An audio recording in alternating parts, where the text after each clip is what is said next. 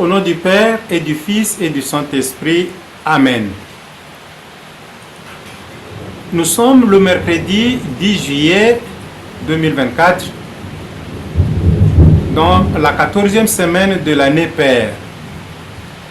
Partageons ensemble la parole de vie, la parole de Dieu que l'Église Notre Mère propose pour nous en ces jours. Première lecture. Lecture du livre du prophète Osée, chapitre 10, versets 1 à 3, verset 7 à 8 et verset 12. Nous lisons. Israël était une vigne luxuriante qui portait beaucoup de fruits. Mais plus ses fruits se multipliaient, plus Israël multipliait les autels. Et plus sa terre devenait belle, plus il embellissait les stèles des faux dieux. Son cœur est partagé. Maintenant, il va expier. Le Seigneur renversera ses autels, les stèles, il les détruira. Maintenant, Israël va dire, nous sommes privés de roi, car nous n'avons pas craint le Seigneur. Et si nous avions un roi, que pourrait-il faire pour nous? Ils ont disparu, Samarie et son roi, comme de l'écume à la surface de l'eau. Les lieux sacrés seront détruits, ils seront le cime, le péché d'Israël. Épines et ronces recouvriront leurs autels. Alors on dira aux montagnes, cachez-nous, et aux collines, tombez sur nous. Faites des semailles de justice, récoltez une moisson de fidélité, défrichez vos terres en friche. Il est temps de chercher le Seigneur jusqu'à ce qu'il vienne répandre sur vous une pluie de justice. Parole de Dieu. Nous rendons grâce à Dieu. Psaume 104, refrain. Recherchez sans trêve la face du Seigneur. Chantez et jouez pour lui. Redites sans fin ses merveilles. Glorifiez-vous dans son nom très saint. Jouez pour les cœurs qui cherchent Dieu. Cherchez le Seigneur et sa puissance. Recherchez sans trêve sa face. Souvenez-vous des merveilles qu'il a faites, de ses prodiges, des jugements qu'il prononça. Vous, la race d'Abraham, son serviteur, les fils de Jacob qu'il a choisis. Le Seigneur, c'est lui notre Dieu. Ses jugements font loi pour l'univers. Refrain. Recherchez sans trêve la face du Seigneur. Évangile de Jésus-Christ selon saint Matthieu, chapitre 10, du 1er au 7e verset, nous lisons. En ce temps-là, Jésus appela ses 12 disciples et leur donna le nom et leur donna le pouvoir d'expulser des esprits impurs et de guérir toute maladie et toute infirmité. Voici les noms des 12 apôtres. Le premier, Simon, nommé Pierre, André son frère, Jacques, fils de Zébédée, et Jean son frère, Philippe et Barthélemy, Thomas et Matthieu, le publicain, Jacques, fils d'Alphée et Thaddée, Simon le Zélote et Judas l'Iscariote, celui-là même qui le livra. Ces 12, Jésus les envoya en mission avec les instructions suivantes. Ne prenez pas le chemin qui mène vers les nations païennes et n'entrez dans aucune ville des Samaritains. Allez plutôt vers les brebis perdues de la maison d'Israël. Sur votre route, proclamez que le royaume des cieux est tout proche. Acclamons la parole de Dieu. Louange à toi, Seigneur Jésus. Nous allons méditer cette parole d'aujourd'hui et nous pensons que nous pouvons proposer le thème suivant. Chacun est créé pour la mission du royaume de Dieu.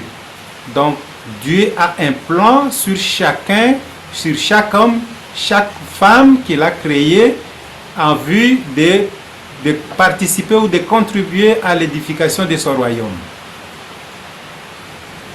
Nous amorcerons notre méditation partant de l'évangile du jour.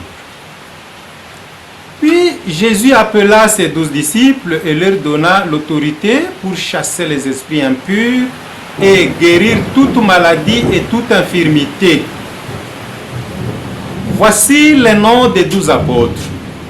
Le premier, Simon, celui qu'on appelle Pierre, et André son frère, Jacques, fils de Zébédée, et Jean son frère, Philippe et Barthélemy, Thomas et Matthieu, le collecteur d'impôts, Jacques, fils d'Alphée et Thaddée, Simon, le zélote, et Judas l'Iscariote, celui qui le livra.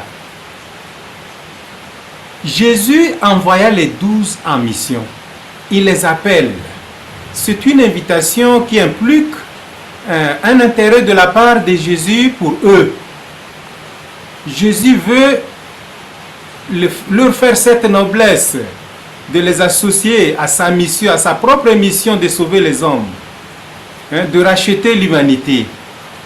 Donc, depuis la création du monde, Dieu ne cesse de lever l'homme à une noblesse par laquelle l'homme se trouve associé aux œuvres même de Dieu, son Créateur. Dieu demanda à l'homme de soumettre la terre et d'organiser sa créature. Comme pour dire, les hommes doivent continuer à créer avec et à communier avec Dieu. Après la chute de la création, Dieu veut apporter son salut en collaborant une fois de plus avec l'homme lui-même. Nous nous rappelons par exemple comment Dieu suscita Moïse pour libérer son peuple de l'esclavage en Égypte. C'est bien dans le même cadre que nous pouvons ranger tous les prophètes de l'Ancien Testament. Et même quand le temps fut accompli pour que se parachève le dessein de Dieu, le dessein du salut pour l'homme, Dieu a dû coopérer avec la bienheureuse Vierge Marie, une créature humaine, pour que son Fils, le Sauveur du monde, son Fils qui sera le Rédempteur, prenne chair et réalise l'œuvre de rédemption. Nous comprenons par là que l'unique fait d'être créé est déjà en soi pour chaque homme une élection de la part de Dieu qui nous appelle à une mission bien déterminée par lui-même en ce monde, et c'est pour construire son royaume, pour sa gloire, pour le salut du monde. Ainsi, les 12 choisis par Jésus auront la mission de conduire les chrétiens. Ils seront la fondation de l'Église, les colonnes de l'Église. Jésus les appelle par leur nom pour dire que Dieu nous connaît. Dieu connaît chacun personnellement. Personne ne peut prétendre que le Seigneur l'ignore, comme beaucoup sont souvent tentés de le faire croire lorsqu'ils traversent des moments difficiles. Ils disent: Dieu ne pense qu'aux autres, Dieu ne connaît que les autres, moi Dieu ignore même mon nom, il ignore même que nous existons. Non, aujourd'hui nous aimerions insister que même au moment où tu peux te croire abandonné de tous, dans ta misère tu te retrouves tout seul, Dieu est toujours là. Et là encore, il t'appelle par ton nom et te donne ta propre mission dans la situation même où tu te trouves. Car lui seul sait comment il veut que tu le glorifies dans la condition de ta vie où il a permis que tu te retrouves. Oui, c'est ainsi. Même dans nos souffrances, Dieu est là et il nous utilise pour une mission.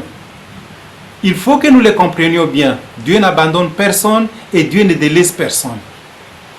Chaque jour, chaque matin, Dieu se réveille et ses yeux, son regard sont toujours posés sur chacun comme son fils de prédilection, comme sa fille de prédilection.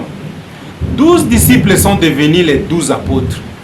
Jésus a passé la nuit en prière avant de les choisir. Ce n'est donc pas un hasard. Ce n'est pas juste par hasard que Jésus a choisi ces 12 apôtres. Il les a obtenus dans la prière. Donc la prière, c'est parler avec Dieu.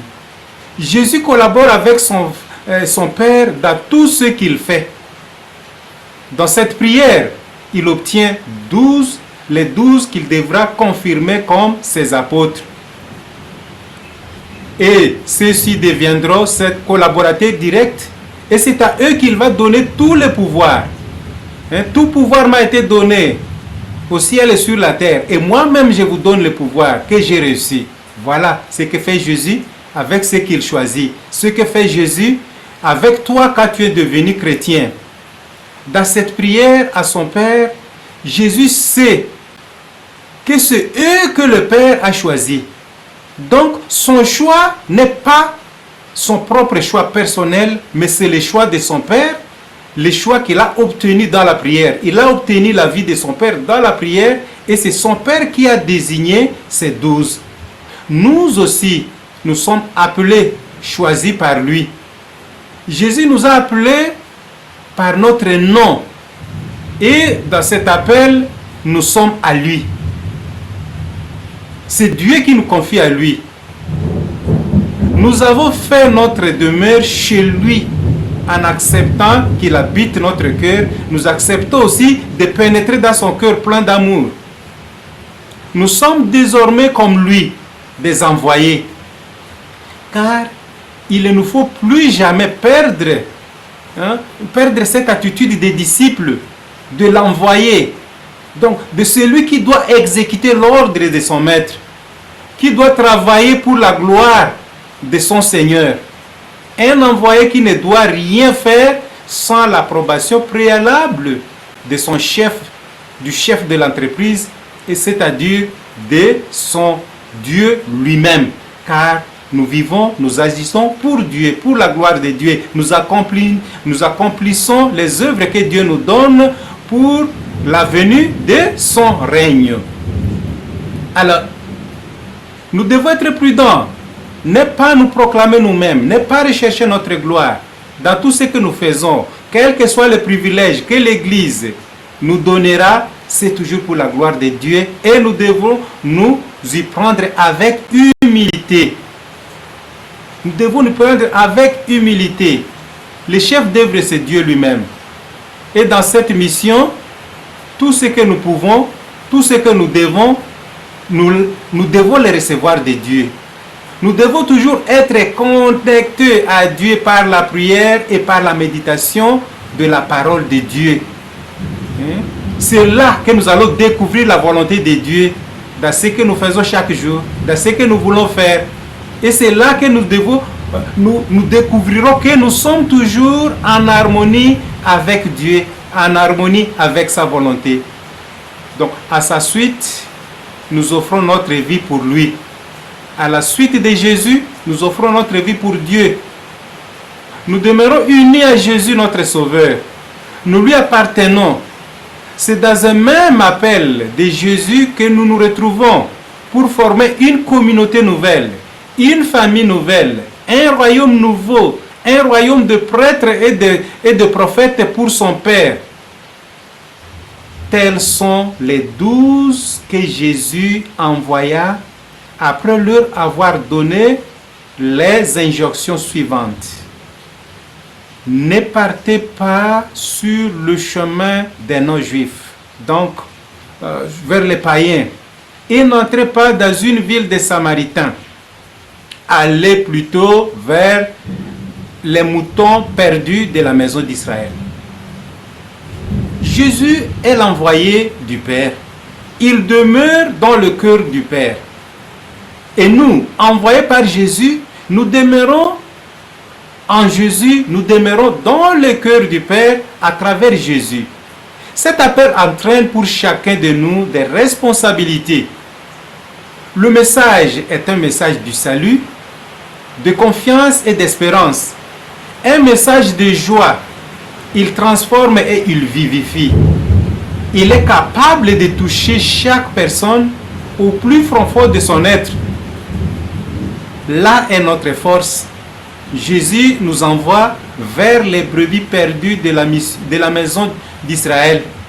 Donc, nous devons nous préoccuper beaucoup de nos frères qui semblent être s'égarer après avoir reçu Jésus, après leur baptême, qui s'égarent davantage. Cela doit faire beaucoup de préoccupations pour nous. Ils sont là, ils font semblant d'être avec nous dans l'église, pendant que du fond de leur cœur, du fond de leur vie, ils sont très loin de ce que Dieu attend d'eux. Le pouvoir de la grâce agit. La possibilité de soigner toute maladie et toute langueur est à l'œuvre. Et cela est dans notre main. Jésus nous donne cette possibilité. Tout pouvoir m'a été donné. Et moi-même, je vous donne le pouvoir. Chassez les démons à mon nom. Guérissez les malades à mon nom. Voilà le pouvoir. Nous l'avons entre les mains. L'humanité a besoin du salut de Jésus. Et ce salut lui parviendra par nous. Au moment où nous acceptons d'être disciples et d'accomplir sa volonté, d'accomplir son œuvre avec son esprit. Il nous invite à poser notre regard sur les plus défavorisés, ceux qui souffrent. La maison, donc les brebis perdues de la maison d'Israël. Ceux qui sont menacés, ceux qui sont malmenés par le péché. Il nous donne son Esprit Saint pour réaliser son œuvre d'amour. Nous ne sommes pas envoyés pour une mission humaine, avec des moyens humains. Non. Nous sommes envoyés dans l'Esprit Saint. Et cet Esprit nous habite pour témoigner avec Jésus du royaume de Dieu.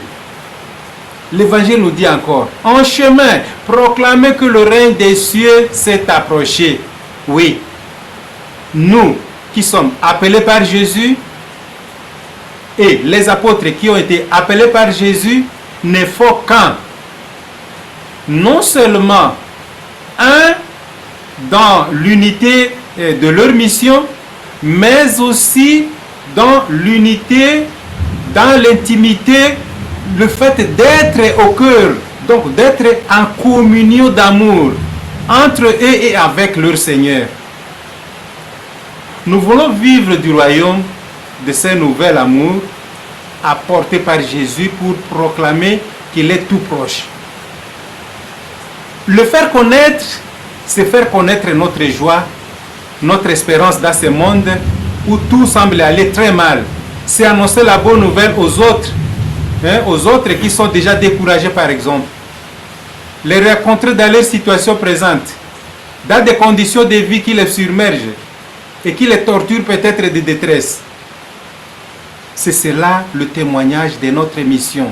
Nous avons à faire connaître notre joie, annoncer la bonne nouvelle aux autres. Suivons sa voie, suivons la voie de Jésus, suivons les traces qu'il a montrées aux apôtres. Soyons ces apôtres nous-mêmes. Nous découvrirons qu'en rendant les autres heureux, nous serons nous-mêmes plus heureux. Et notre récompense sera grande dans les cieux.